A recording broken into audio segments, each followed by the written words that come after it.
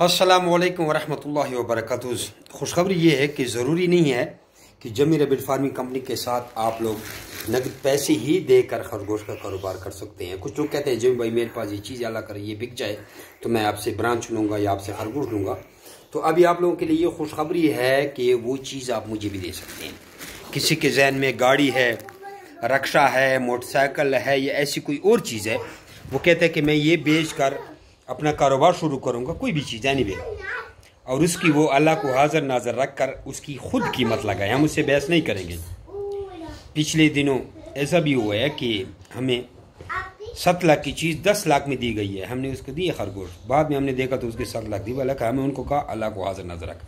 तो ये खुशखबरी है, अब ब्रांच सब कुछ अपना कारोबार कर सकती हैं, चीज़ें फिर भी ख़रीदी जाती हैं, लेकिन रोज़गार बहुत ज़रूरी है। आटा कहाँ पहुँच गए, बेरोज़गारी कहाँ पे है, तो आप लोग ये कर सकती हैं, कोई भी चीज़ देकर हमसे कारोबार कर सकते हैं, खरगोश ले सकते हैं। जज़ाकल्लाह खैर।